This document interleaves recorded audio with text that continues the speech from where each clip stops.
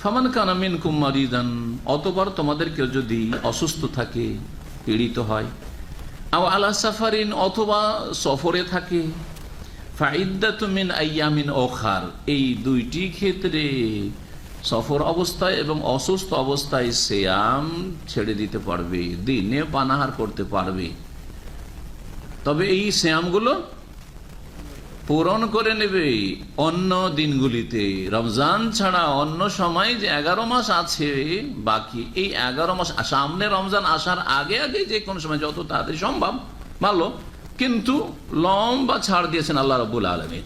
নবী মুহাম্মদ রাসূলুল্লাহ সাল্লাল্লাহু আলাইহি ওয়াসাল্লামের প্রিয়তমা স্ত্রী উম্মুল মুমিনিন আয়েশা রাদিয়াল্লাহু তাআলা আনহা সারা বছর নবী সাল্লাল্লাহু আলাইহি ওয়াসাল্লামের খেদমত এবং তার দিকে খেয়াল রেখে এই কাজা রোজাগুলি বিলম্ব করতে করতে যখন শাবান চলে আসতো, এখন সময় টাইট হয়ে এসছে, ফামা কুনতু আখজি ইল্লা ফি শাবান, বলছেন আমি শাবান এসেই এই কাজাগুলি করতে পারতাম বা করে নিতাম, যে আর সময় নেই, এখন করতে হবে যেভাবে হোক না কেন।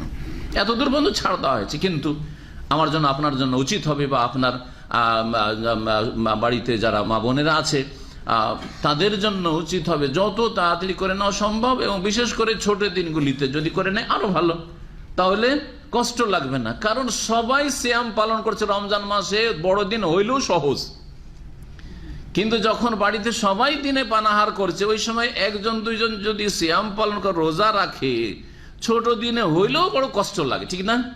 সবাই আপনার সামনে খাবে আর আপনি তাকাবেন ফেল ফেল করে, কষ্টের কারণ এটা মানসিক কষ্ট, পেটের কষ্ট না, খিদাও লাগে না, বিপাশাও লাগে না, কিন্তু একটা মানসিক স্বভাব মানুষের, যে খেতে দেখলে খেতে ইচ্ছা করে, আর এক প্লেট ওই জন্য খেলে বিনা হিসাবে খাওয়া যায়, প্লেটে উঠিয়ে খেলে কম খেতে পারেন, কিন্তু এক প্লেট যখন পাইকারি হারে আপনার খাচ্ছেন না, তখন কতটা খেলে আপনার হদিসই থাকে না যে কম খেলাম না বেশি খেলাম। মহান আল্লাহ কি বলছেন, যে কেউ যদি অসুস্থ হয় অথবা সফরে থাকে, ফাইদ্দাতুম মিন আইয়ামিন উখার, তো এই গণনা পূরণ করবে মিন আইয়ামিন উখার, অন্য দিনগুলিতে, বাকি দিনগুলিতে। এই হয়ে গেল। তারপরে আল্লাহ রাব্বুল আলামিন আর একটি বিধান বলছেন, যে আয়াতটির তাফসিরে নানা মত রয়েছে, ভালো করে শোনেন বোঝার জন্য। ওয়া আলাল্লাযিনা ইউতিকুনাহু ফিদিয়াতুন তুআমু মিসকিন,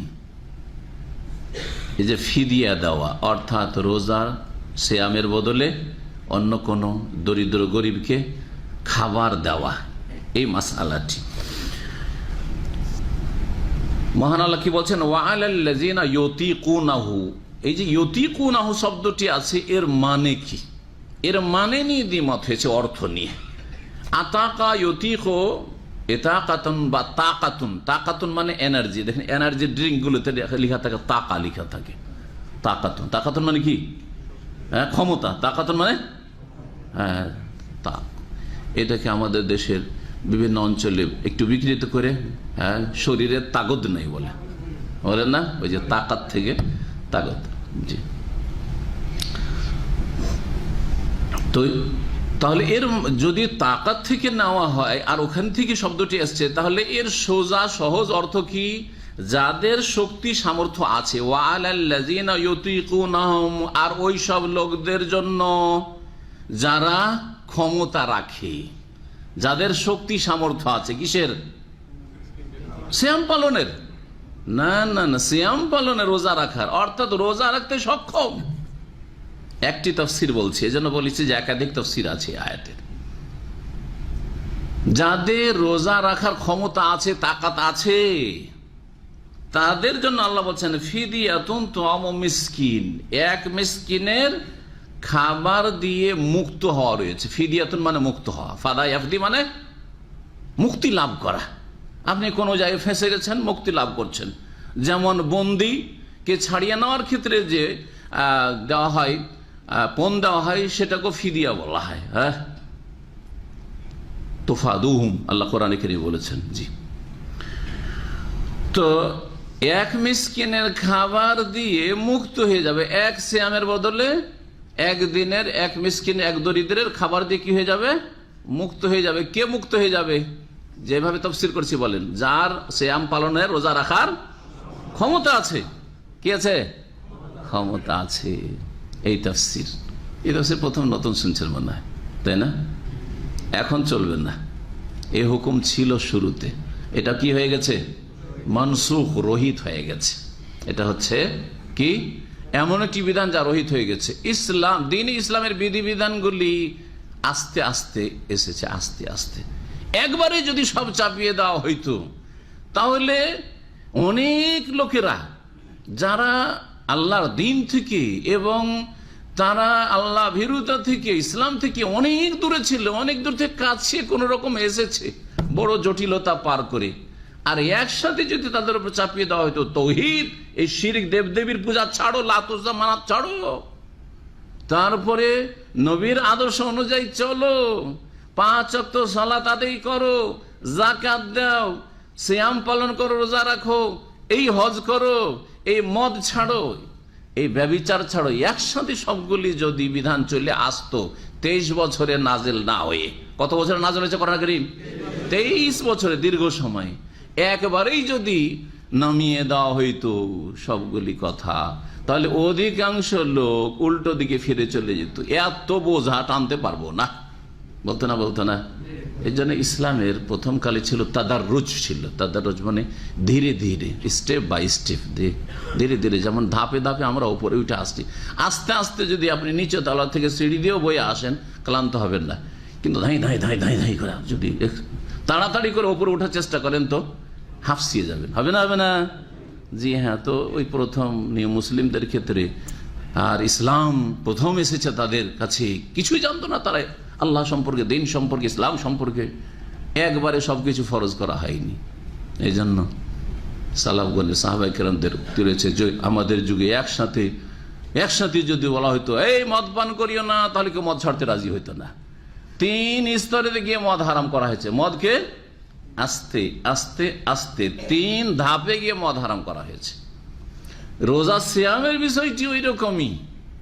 এক তো নামাজের সাথেই, সলাতের সাথেই সিয়াম, যাকাত ফরজ হয়নি। হ্যাঁ, আগে মক্কাতেই কি ফরজ হয়ে গেল?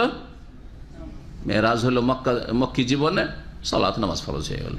যাকাতের প্রাথমিক কিছু কথা মক্কায় নাজিল হইল, কিন্তু বিধিবিধান, মাসলা মাসাইল বিস্তারিত মদিনায় নাজিল হইল। সিয়াম, রোজা 2য় হিজরিতে মদিনা আসার পরে ফরজ হইল। জি হ্যাঁ। হজ সম্পর্কে দ্বিমত থাকলেও সঠিক মতে 9ম হিজরিতে বা 10ম হিজরির শুরুতে ফরজ হয়েছে। তারপরে রাসূলুল্লাহ সাল্লাল্লাহু আলাইহি ওয়াসাল্লাম হজের প্রস্তুতির হজে বেরিয়েছেন। জি। আর মক্কা বিজয়ের আগে হজ ফরজ হওয়ার কোনো যুক্তিও নেই, যে কেউ বলবে যে 2য় হিজরিতে হজ ফরজ হয়েছে, কি করে ফরজ হইতে পারে? অথচ মক্কা বিজয় এনে মক্কা কাফেরদের দখলে, কি করে এমন কিছু ফরজ করতে পারেন? হজ ফরজ হয়নি।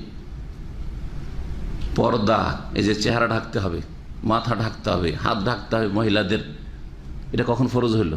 এমনি নর্মালি হ্যাঁ, কাফের মহিলাদের গায়ে কাপড় থাকতো, কিন্তু মাথা খোলা থাকে। এখন যেমন বেহায়া বেদিন মহিলাদের শরীরে কিছু কাপড় থাকে, কিন্তু পেট পিট খোলা শাড়ি, হ্যাঁ, আর তারপরে এইদিকে খোলা, হ্যাঁ, সামান্য কিছু এদিকে ওদিকে একটু ঢাকা, বোঝা গেছে কিনা, বা হাঁটু পর্যন্ত ঢাকা, আর তারপরে মাথা খোলা, চুল খোলা। তো এইরকম কাফেরদের মহিলারা চলতো। বরং এর চাইতে ভালো ছিল তারা, এর চাইতে অনেকটাই ভালো ছিল। মাথা ঢাকতো, মুসলিম রমণীরা মাথা ঢাকতো, সবকিছু শরীর ঢাকতো, পেট পিটও ঢাকতো। এই শাড়ি আর ব্লাউজওয়ালাদের মতো নয় অধিকাংশ, যারা পেট পিট খোলা রাখে, সবকিছু ঢাকতো। কি খোলা থাকতো? তাদের চেহারাটা খোলা থাকতো, চেহারা খোলা, আর হাত খোলা থাকতো, এগুলো খোলা থাকতো। আল্লাহ রাব্বুল আলামিন হিজাবের বিধান নাযিল করলেন 6ষ্ঠ হিজরিতে। মক্কায় 13 বছর চলে গেল। চেহারা ঢাকার হুকুম আসেনি যে রাখতে হবে, হাত ঢাকার হুকুম আসেনি যে কাজকর্ম করছে, কাজকর্ম একজন পুরুষ বা মহিলা করলে এতটুকু স্বাভাবিক খোলা থাকে, যতটা খোলা থাকে অতটা খোলা চলাফেরা করতো। মদিনায় 5 বছর চলে গেল আসার পরে, 13 আর 5 18 বছর চলে গেল ইসলামে। তারপরে হিজাব ফরজ হলো। এখন তোমাদের চেহারা ঢাকতে, ইউদনিনা আলাইহিন্না মিন জালাবিবিহিন, লম্বা চাদর লটকে নিয়ে, ঝুলিয়ে নিয়ে, হ্যাঁ, শরীর গোটাটাই ঢাকতে হবে, চেহারাও ঢাকতে হবে, আর হাতও ঢাকতে হবে। ইউদনিনা আলাইহিন্না মিন জালাবিবিহিন যালিকা আদনা ইউরাফনা, এতে বোঝা যাবে এরা হচ্ছে নেক ভদ্র মহিলা, এরা বেহায়া বেপরদা না। ফালা ইউজাইল, সুতরাং তাদেরকে উত্ত্যক্ত করা হবে না। কে কষ্ট দেওয়া সাহস করবে না। দেখেন, যত বেপরদা মহিলা থাকে তত তাদের কাছে অসৎ লোকেরা ঘনিয়ে আসার চেষ্টা করে, ঠিক কিনা? একটা যদি বোরকা পরা আর ঢিলা ঢালা বোরকা পরা মহিলা থাকে, তো তার কাছে একজন অসৎ লোক কাছে এসে দাঁড়াতে পারবে না, একটু দূরে যেতে হবে। কিন্তু যেসব বেহাল মহিলাকে আমরা নিজের চোখে দেখেছি, বাসে উঠছে আর বাসের কন্ডাক্টর ওদের পিঠে হাত দিয়ে উঠাচ্ছে। বেহায়া মহিলাদেরকে, বোরকাওয়ালা মহিলার গায়ে পিঠে হাত দিতে পারবে? ক্ষমতা আছে, সাহস আছে? অসৎ লোক কোনো সাহস নেই। সিটে একজন মহিলা, একবার এরকম দৃশ্য, একজন মহিলা, দুটো সিট পাশাপাশি বাসে, একজন মহিলা একটা সিটে বসে আছে, আর একটা সিট খালি আছে, আর হিন্দু, মুসলিম, অমুসলিম আর অসৎ লোকেরা সব দাঁড়িয়ে আছে, ঝুলছে। তারপরও ওই বোরকা পরা মহিলার পাশে একটা সিট যে খালি আছে, বসার সাহস করছে না। কিন্তু বেহায়া যদি মহিলা থাকতো, মাথা খোলা আছে, চেহারা খোলা আছে, এদিকে সেদিকে তাকাচ্ছে পুরুষদের মতো, চোখে চোখ মেলাচ্ছে, তাহলে বসতো না? হ্যাঁ, বলতো এক্সকিউজ মি, খুব বেশি হইলে বলতো হ্যাঁ বসতে পারি, আসেন, হ্যাঁ বসে যেত। জি হ্যাঁ, আল্লাহ কোরআন এখানে বলেছেন জালেকা আদনা ইউরাফনা, তাহলে চেনা যাবে যে এরা ভদ্র মহিলা, নেক মহিলা। ফালা ইউজাইন, এদেরকে উত্ত্যক্ত করার সাহস করবে না, কেউ সাহস করবে না। অসৎ লোকেরা, যাদের অন্তরে ব্যাধি রোগ আছে, চরিত্রহীনেরা, কষ্ট দেওয়ার সাহস করবে না। তো বলছিলাম যে ধীরে ধীরে দিন ইসলামের বিধিবিধান ফরজ হয়। সিয়ামের বিষয়টি প্রথম দিকে সিয়াম ফরজ হইল, হঠাৎ করে সারাদিন না খেয়ে থাকতে হবে, সারাদিন স্ত্রীর কাছে যেতে পারবে না, তাই না? আর নতুন বিয়ে করেছে, দিনে কয়েকবার তার প্রয়োজন হয়তো, আর খাই, হ্যাঁ পয়সার অভাব নেই, খাই কয়েকবার, খাই দিনে, সারাদিন না খেয়ে থাকতে হবে কি যেমন তেমন কথা? আল্লাহ বলছেন না, সবার জন্য একবারে সিয়াম পালন করতেই হবে না। সিয়াম পালন করো, আর না হলে আর একটা অপশন আছে তোমার জন্য, চয়েস, ওটাও করতে পারো। সেটা হচ্ছে যে তুমি রোজা রাখতে পারবে শারীরিক দিক থেকে, হ্যাঁ, আর তুমি বাড়িতেই আছো মুকিম, তারপর রোজা না রেখে সিয়াম পালন না করে তুমি যদি মনে করো যে আমার প্রত্যেকটা সিয়ামের বিনিময়ে একজন গরিব মিসকিনকে সারাদিনের খাবার দিয়ে দেবো, তো সেটাও করতে পারো। অল্প কয়েকদিন চলেছে এটা, অল্প কিছুদিন, কয়েক বছর চলেনি এই রমজান মাসে। আর তারপরে ধীরে ধীরে যখন অভ্যস্ত হয়ে গেল মানুষ, এই যখন প্রথম এই ছাড়টা দেওয়া হইলো, অধিকাংশ লোকেরা সিয়াম পালন করলো। কিছু লোক আছে যাদের বেশি বেশি খাওয়া লাগে, বারবার খাওয়ার বদ অভ্যাস আছে, হয়তো এরকম, তারা দেখলো যে পয়সাও আছে, আমাদের টাকা পয়সার অভাবও নাই, খাবার দাবার অভাবে নাই, খেজুরও আছে, তো খেজুর দিয়ে দেবো মিসকিনকে, আর কি করব, হ্যাঁ রোজা রাখবো না, এইরকম করলো। আর তারপরে আল্লাহ আয়াত নাযিল করেছেন, সামনে আসছে, আল্লাহ কি বলছেন? ফামান শাহিদা মিনকুমুশ শাহরা ফালিয়াসুমহু। জি, আয়াত নম্বর 185 একটা অংশ আপনাদেরকে যখন শোনাবো তাতে পাবেন আপনি। আল্লাহ কি বলছেন তাতে? ফামান শাহিদা মিনকুমুশ শাহরা, এখন শোনো, আর বাড়িতে খাবার আছে বলেই তুমি খাবার দিয়ে দিও মিসকিনকে, অভাব নেই খাবার, মিসকিনকে তার রোজা রাখবে না, এটা চলবে না।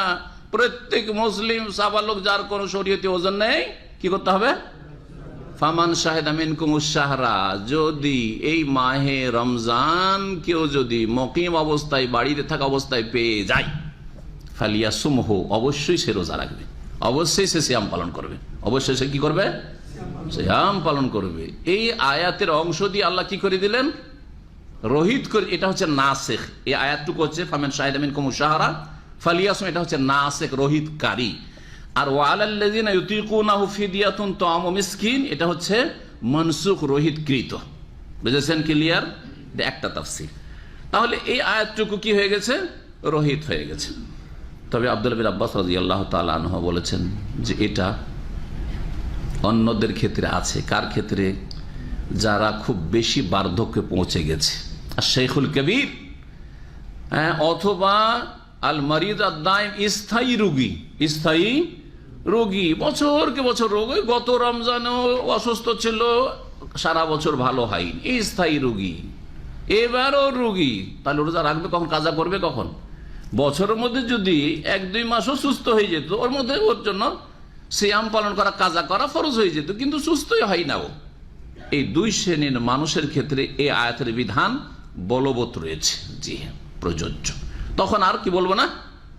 মনসুখ বলবো না। বোঝা গেছে? এটা হচ্ছে একটা তাফসীর। আর একটি তাফসির যে ও ইয়তিকুনাহু মানে কি করলাম এতক্ষণ অর্থ করলাম, যার কি আছে সামর্থ্য আছে, শক্তি আছে রোজা রাখার, সিয়াম পালনের, না এই অর্থ আর করব না, এই অর্থ একটা মত, একটি তাফসির। দ্বিতীয় তাফসির হচ্ছে ওয়ালাল্লাযিনা ইয়তিকুনাহু মানে আব্দুল্লাহ বিন মাসউদ রাদিয়াল্লাহু আনহু প্রখ্যাত সাহাবী বলছেন, তাফসিরে কাসিরে রয়েছে, ইয়াতাজাশশামুনাহু, ইয়তিকুনাহু মানে ইয়াতাজাশশামুনাহু, তাজাশশুম মানে কষ্ট করা বা কষ্টকর হওয়া। তাহলে এর অর্থ কি হয়ে যাবে, ওই সব লোকদের ক্ষেত্রে যাদের সিয়াম পালন করা, রোজা রাখা কষ্টকর, রোজা রাখা বড়ই কষ্ট তাদের।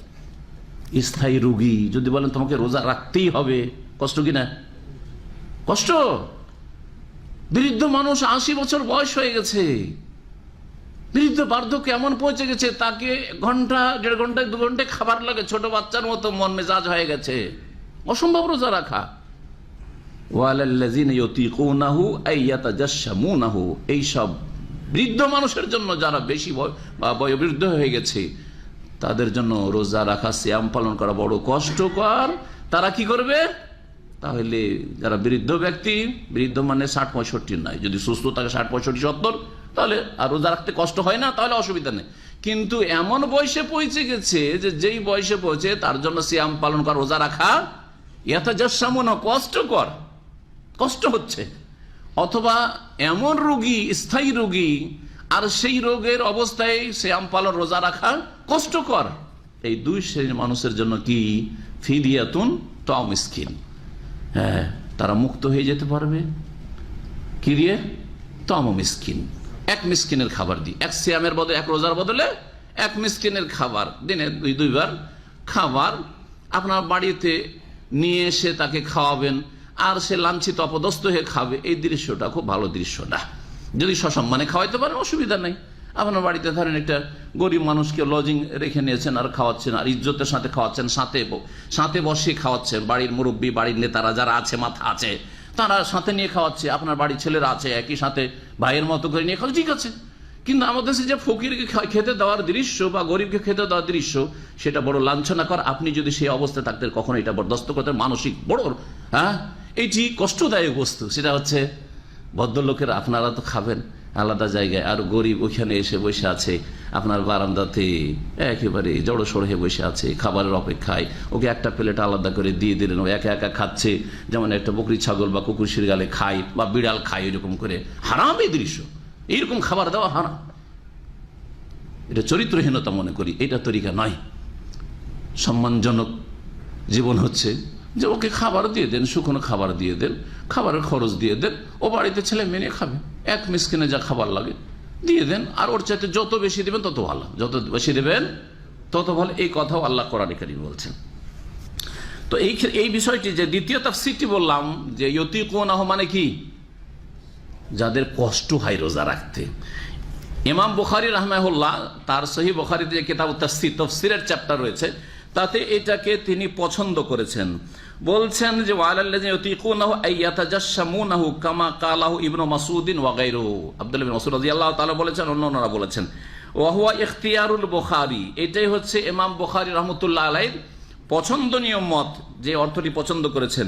ফাইন্নাহু কালা, তিনি বলেছেন, আম্মা শাইখুল কবীরু, যে বেশি বৃদ্ধ হয়ে গেছে, ইযা লাম ইয়তিকিস সিয়াম, যদি তার বার্ধক্যের কারণে সিয়াম পালন, রোজা রাখতে না পারে তাহলে অসুবিধা নেই। এইরকম স্থায়ী রোগীর ক্ষেত্রেও যেমন ইবনে আব্বাস রাদিয়াল্লাহু তাআলা আনহু বলেছেন, ফাকাদ আতআমা আনাসুন, আনাস রাদিয়াল্লাহু তাআলা আনহু অনেক বয়স পেয়েছিলেন, দীর্ঘদিন তিনি বেঁচে ছিলেন, বার্ধক্যে তিনি 1 বা 2 বছর সিয়াম পালন করতে পারেননি। বলছেন আনাস রাদিয়াল্লাহু তাআলা আনহু বাদা মাক্কাবেরা বৃদ্ধ হয়ে যাওয়ার পরে খাবার দিয়েছিলেন মিসকিনকে, আমান আও আমাইন, 1 বছর অথবা 2 বছর, আনকুল্লে ইয়াউমিন মিসকিনান, প্রত্যেক দিনের বিনিময়ে এক মিসকিনকে খাবার খাওয়াইতেন। খুবজান ওয়া লাহমান ওয়া আফতারা, ইফতার দিতেন আর সহুর দিতেন, রুটি দিতেন, গোশত দিতেন এবং ইফতার করাইতেন। জি, আফতারা নিজে রোজা ছাড়তেন, মানে নিজে পানাহার করতেন দিন। কিছু কিছু তাফসীরে রয়েছে ইয়তিকুনাহুর তাফসীর গ্রামার দিয়ে, গ্রামার সার্ফের কায়দা, আরবি গ্রামার দিয়ে, সেটা বলি কারণ আজকাল গ্রামারের চর্চা মানুষ কম করে থাকে। ইউতিকুনাহু বাবে এফালে যখন আসে তখন তাকাতটার কি হয়ে যায়, আরবি গ্রামারে, যে আরবি গ্রামার পড়েছেন বা পড়বেন, সালবে মাখাজ মানে অর্থ একেবারে পাল্টে যায়, উল্টো দিকে হয়ে যায় অর্থ। তখন কি অর্থ হয়ে যায়, যার শরীরে ক্ষমতা নেই, ওয়ালাল্লাযী ইউতিকুনাহু মানে যার ক্ষমতাকে ছিনিয়ে নেওয়া হয়েছে, যার শরীরে সিয়াম পালন রোজা রাখার ক্ষমতা নেই, এই অর্থ তখন হয়ে যাবে। এটাও কেউ কেউ তাফসীর করেছেন। জি, যেমন ওজর, ওজর মানে কি? হ্যাঁ, ওজর মানে বুঝেন না? ওজর মানে অজুহাত। আমার ভাই ওজর আছে মানে আমার একটা অজুহাত আছে এটা না করার ক্ষেত্রে, তাই না?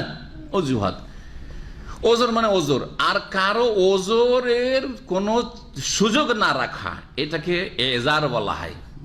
মান আনজারা ফাকাদ আজারা, কেউ যদি কাউকে সাবধান করে দেয় তাহলে তার ওজর খতম করে দিল, তার কোনো ওজরের সুযোগ নেই।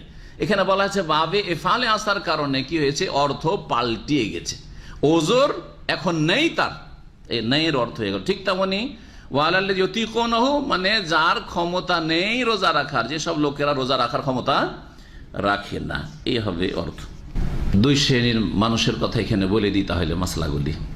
এক হচ্ছে স্তন্যদানকারিণী, ছোট বাচ্চা আছে 2 বছর বয়সের ভিতরে, আর তাকে মা দুধ দিচ্ছে।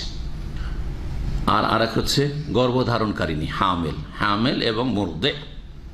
এই দুই শ্রেণীর মহিলাদের ক্ষেত্রে শরীয়তের বিধান কি? শরীয়তের বিধান হচ্ছে তারা সিয়াম রোজা ছাড়তে পারবে, কিন্তু শুধু ছাড়তে পারলে বললে হবে না, ছাড়তে পারবে এজা খাফাতা, যদি তাদের আশঙ্কা হয় যে আমাদের শরীর স্বাস্থ্যের ক্ষতি হবে, আলা আনাফসেহেমা আও আলা ওয়ালাদাইহিমা, অথবা আমার বাচ্চা, যে পেটে বাচ্চা আছে ওর ক্ষতি হয়ে যাবে, অথবা যে বাচ্চাকে দুধ দিচ্ছি তার শরীর স্বাস্থ্যের ক্ষতি হয়ে যাবে বড় ধরনের, এইরকম যদি আশঙ্কা থাকে। আর যদি দেখে যে না আমাদের মা খালা রোজা রাখতো, জানি না আজকাল এইটাকে একবারে ধরেই নিয়েছে যে চলবেই না রোজা রাখা, পেটে বাচ্চা থাকলে চলবেই না রোজা রাখা দুধ দিলেই, একেবারে ভুল কথা, একেবারে ভুল কথা। আমার মনে পড়ছে আমার আম্মার কথা, তারপরে আরো চাচি খালা তাদের কথা মনে পড়ছে, তাদের পেটে বাচ্চা থাকতো আর তারা রোজা রাখতো, তারা দুধ পান করাইতো, রোজা রাখতো, দুধ একটু কমতো কিন্তু তারা রোজা রেখেছে। মানে এই নয় যে আজকাল মনে করেছে এইটা একবারে সুযোগ আর সুযোগ, যে এই রোজা যে রাখতে হবে এটা আপনি খেয়াল করতে হবে আপনার স্ত্রী রাখছে কিনা, তারপরে আসলে কি এই ছাড়টা আছে কিনা। শীতকালে রোজা, আর তাও যদি মনে করে পেটে বাচ্চা আছে সে রোজা রাখা যাবে না, হ্যাঁ, বা দিন এত লম্বা নয়, এত লম্বা নয়, এত কষ্টকর না। বা আজকাল ভদ্রলোকই করছে, অধিকাংশ মহিলারা তো ভদ্রলোকই করছে, কাজ নাই কাম নাই কিচ্ছু নেই, শুধু টিভি দেখা কাজ, আর বলছে পেটে বাচ্চা আছে সে রোজা রাখা যাবে না, হ্যাঁ বাচ্চাকে দুধ দিচ্ছি সেই জন্য রোজা রাখা যাবে না। চলবে রোজা? মোটেই চলবে না। তাহলে স্তন্যদানকারিণী আর গর্ভধারণকারিণীর ক্ষেত্রে এই ছাড় আছে শরীয়তে, যে কি করবে, রোজা কাজা করতে পারে, ছাড়তে পারে, কিন্তু ছাড়ার পরে করবেটা কি, এ রোজার বদলে ফিদিয়া দেওয়া চলবে না কাজা করতে হবে? কাজা করতে হবে, ভালো করে শুনে রাখেন, কাজা করতে হবে। এই ক্ষেত্রে ওলামাদের ইখতিলাফ রয়েছে, 3টি মত রয়েছে। একটি মত হচ্ছে যে কাজাই করতে হবে, এই রোজার কোন বিকল্প, রোজার বিকল্প সিয়ামের বিকল্প সিয়াম, রোজার বিকল্প রোজা, সুতরাং বাকি 11 মাসে রোজা কি করতে হবে, কাজা করতে হবে। এটাই হচ্ছে সঠিক মত। আর এটাই সৌদি আরবের যে বিগত গ্রান্ড মুফতি ছিলেন এবং পৃথিবীর সবচেয়ে বড় আলেম মনে করি আল্লামা শেখ আব্দুল আজিজ বাজ রাহিমাহুল্লাহ, তার ফতোয়া এবং এখানকার বাকি সমস্ত আলেমদের ফতোয়া এটাই। আর একটি মত হচ্ছে এর চাইতে শক্ত, বলছে কাজাও করতে হবে আর ফিদিয়াও দিতে হবে ডবল, কারণ এর অবস্থাটা অন্যরকম, রোগীর মতো না, মুসাফিরের মতো না। কারণ রোগী আর মুসাফিরের ক্ষেত্রে কোরআনে স্পষ্ট আয়াত চলে এসছে, সুতরাং ফাইদ্দাতুম মিন আইয়ামিন উখার, অন্য দিনগুলিতে সংখ্যা পূরণ করে নিলে হবে। কিন্তু এই যে স্তন্যদান করার কারণে বা পেটে বাচ্চা থাকার কারণে সিয়াম ছাড়ো ঠিক আছে, কিন্তু তোমাকে কি করতে হবে, মিসকিনের খাবারও দিতে হবে আর কাজাও করতে হবে। তৃতীয় একটি মত আছে হালকা মত, কিন্তু সেটি দুর্বল সহি নয়, সেটা হচ্ছে ফিরিয়ে দিয়ে দিলে হবে, কিন্তু কখনো সুবিধাবাদী মুসলমান হবেন না। যারা সবচাইতে সস্তা সস্তা কোথায় ফতুয়া আছে খুঁজে বেড়ায়, তারা কুপ্রবৃত্তির অনুসারী, তারা গুমরাহ। এই ক্ষেত্রে আহলে সুন্নাত ওয়াল জামাতের কোনো ওলামাদের দ্বিমত নেই। যে কোনো ব্যক্তি যদি প্রত্যেক মাযহাবের হালকা হালকা ফতোয়া খুঁজে বেড়ায়, ও কোরআন এবং হাদিস দ্বারা যেটা সহি সেটা নয়, আপনার নিয়তের উপর নির্ভর করছে, আপনার লক্ষ্য উদ্দেশ্যের উপর নির্ভর করছে।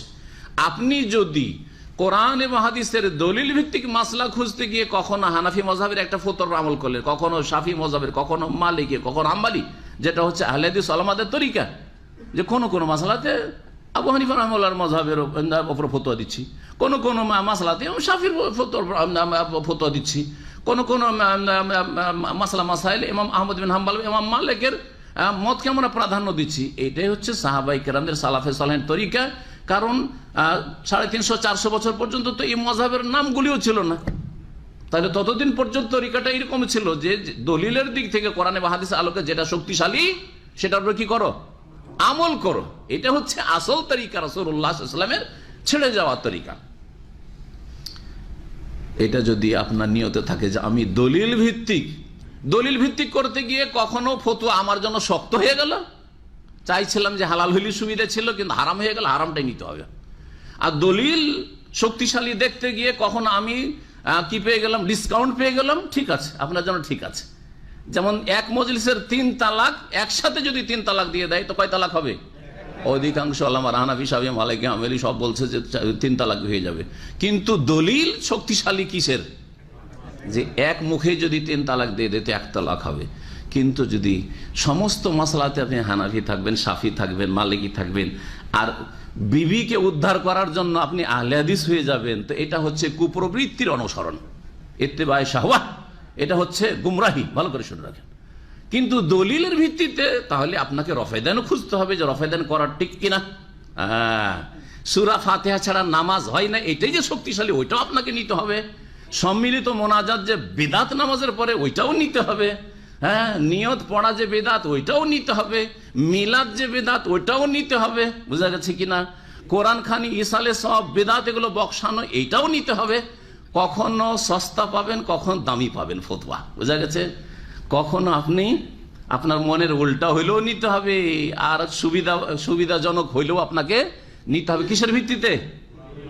দলিলের ভিত্তিতে নিলে ঠিক আছে। কিন্তু যখন আপনি শুধু কোথায় চিপ রেটে পাবো, দোকানে আমরা খুঁজি তো, আজকাল অফারের পেপার আসছে, দুটো মাল এই সুপার মার্কেট অফার নিলাম, ওইখানে আবার দেখছি আরে আর 2-4টা লাগবে, ওইখানে অফার আছে, চলে গেলাম। এইরকম যদি ধর্ম লেন, মাসলা লেন, তাহলে গুমরাহ। ভালো করে শুনে রাখেন বিষয়টি। এইরকম যদি মাসলা লেন তাহলে কি হয়ে যাবে? যেই হুজুর, যেই শেখ ডিস্টিনি হালাল করলো, ডিস্টিনি হালাল, ডিরেকশন হালাল নিলেন, অথচ অধিকাংশ আলেমা বললো, সবাই বললো কি হারাম। যেই আলেম বললো যে আপনার স্ত্রীর পেটে বাচ্চা আছে বা দুধ দিয়েছে, আপনার শুধু মিসকিনের খাবার দিয়ে দিলে চলবে, নিয়ে নিলে, তাহলে গুমরাহ। কথা বোঝা গেছে? শক্তিশালীটা না নিয়ে আপনার জন্য সুবিধাজনক ওইটা নিলেন।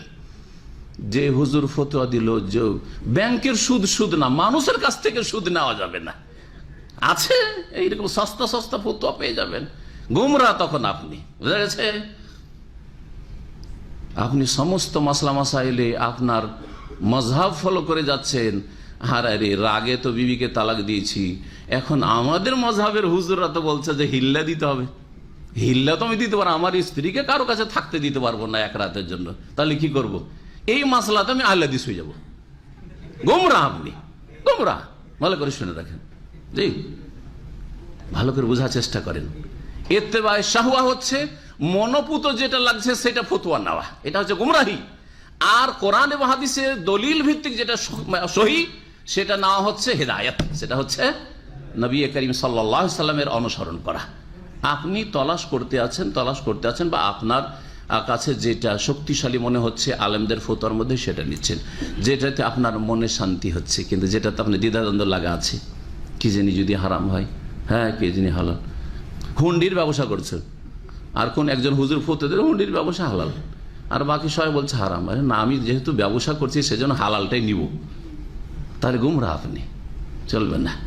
কথা বোঝা গেছে? এইরকম হাজার হাজার ফতোয়া আপনাদের সামনে আসবে, কিন্তু সুবিধাবাদী হবেন না। কিসের ভিত্তিতে নেবেন? দলিলের ভিত্তিতে নেবেন আপনি। তাহলে যারা স্ত্রীদেরকে ছাড় দিচ্ছেন যে চলো তুমি রোজা রাখিও না, পেটে বাচ্চা আছে তখন, দুধ দিচ্ছ তখন, তাহলে কি করতে বলবেন? বাকি 11 মাসে রোজাগুলি, সিয়ামগুলি কাজা করে নিতে বলবেন। এই ছোট দিনগুলি চলছে, খুব সুবর্ণ সুযোগ চলছে, রোজা রাখতে বলেন।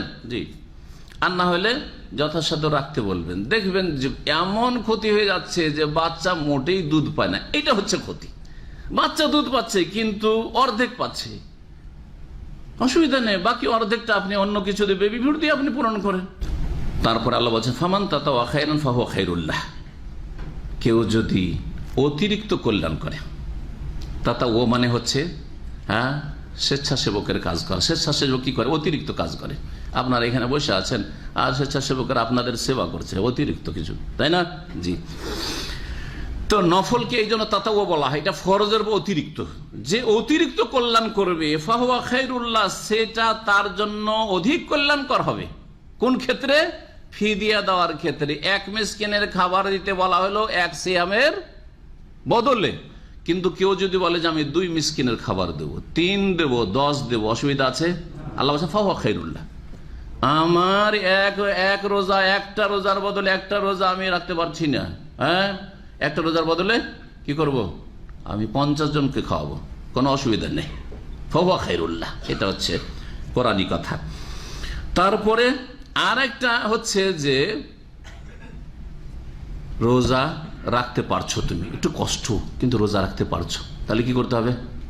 বার্ধক্যে ধরেন, বার্ধক্যে আছে, রোজা রাখতে কষ্ট হচ্ছে, কিন্তু রাখলে পেরে নেব আমি, অথবা সুগারের রোগী, রোজা রাখতে কষ্ট হচ্ছে কিন্তু রাখলে যে আমার প্রাণনাশের ভয় আছে, অথবা বড় ধরনের ক্ষতি হয়ে যাবে, বড় ধরনের ক্ষতি হবে না, তাহলে আল্লাহ বলছেন ওয়া আনতাসুমু খায়রুল লাকুম, তোমরা যদি সিয়াম পালন করে নাও তাহলে তোমাদের জন্য কল্যাণকর। তোমাদের জন্য কি? কল্যাণকর। আর মনসুখের যে তাফসীরটি করলাম, ওই ক্ষেত্রে যখন প্রথম দিকে স্বাধীনতা ছিল যে হে সচ্ছল ব্যক্তিরা তোমরা রোজাও রাখতে পারো, আবার কি করতে পারো? এক রোজার বদলে মিসকিনকে খাবার দিতে পারো, আর সারাদিন তুমি খাও, তাও অসুবিধা নেই। আল্লাহ বলছেন যে এটা তো ছাড় প্রথম যুগে ছিল, কিন্তু ওয়ান তাসুমু খায়রুল লাকুম, হে সচ্ছল ব্যক্তিরা তোমরা যদি সিয়াম পালন করো তাহলে এটা ওই মিসকিনকে খাবার দেওয়ার চাইতে বেশি ভালো। কিন্তু এই বিধান মনসুখ হয়ে গেছে, আর চলবে না। মহান আল্লাহ তারপরে বলছেন ইন কুনতুম তা'লামুন, তোমরা যদি সত্যিকার জানো, তাহলে এটাই হচ্ছে রোজা রাখাটা, সিয়াম পালন করাটাই কল্যাণকর।